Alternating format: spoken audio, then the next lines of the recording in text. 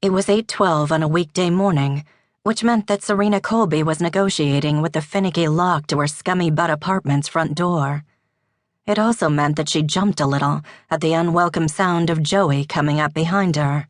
And jumping a little meant Serena risked dropping either her keys or her mug of steaming Earl Grey. Drop the keys and the drawing case dragging down her shoulder would follow, and she'd just finished the Mooney account mock-ups. Drop the mug and she'd be reminded that no matter how much she loved its paprika and nutmeg swirl of color, that particular to-go cup had a loose lid, and Serena was wearing sandals. She dropped the keys, trusting her case's integrity more than her mug's. Catching the strap before her work hit the floor, Serena turned, tight-lipped, to face Joey. Other ex-boyfriends would have been polite enough to pick up her keys. Of course, other ex-boyfriends would also have been polite enough to remember that Serena left her apartment at 8:12 every morning and would avoid their common hallway for the 3 minutes it took her to get out to her car. Or at the very least, other ex-boyfriends would have been polite enough to wait until she was done locking her apartment door before approaching. One thing that was sure about Joey: he wasn't like Serena's other ex-boyfriends. Not that she'd been stuck living 2 doors down from other ex-boyfriends before, so maybe she was giving the others too much credit.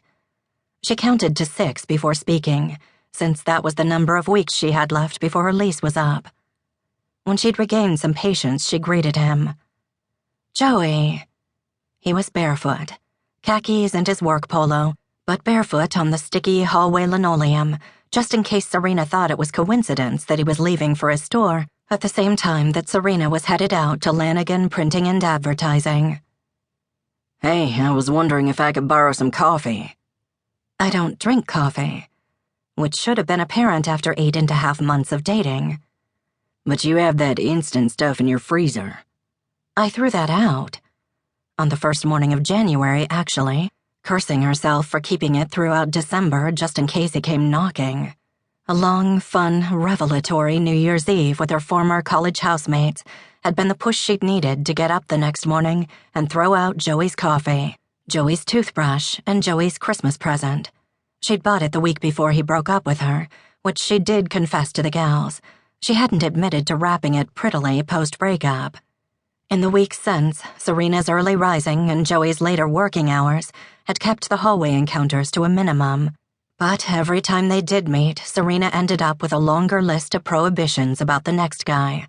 Not younger than her, not a coffee addict, not afraid of cockroaches, not laid back about being on time, not a food mooch, not obsessed with his stupid gaming, not living in a scummy butt apartment within steps of her own scummy butt apartment.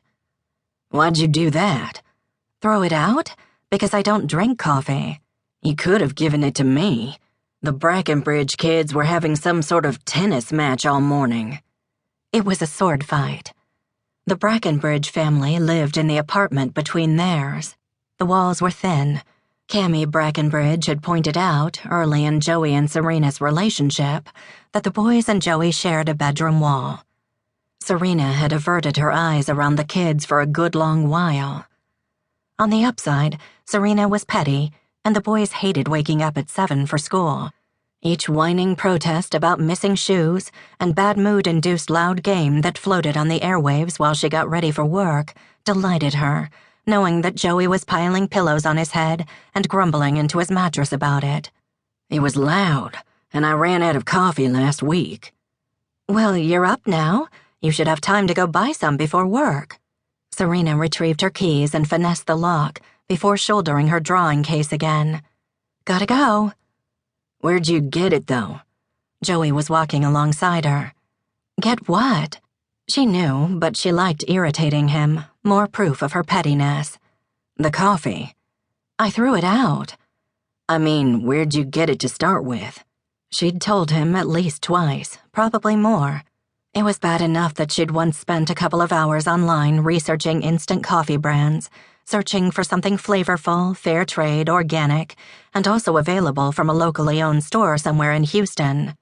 Never mind that it was at the same place where she got her olive oil and shampoo, and she might have just grabbed the coffee off their shelves without the research time, but she'd told him the whole story when he'd complimented the flavor.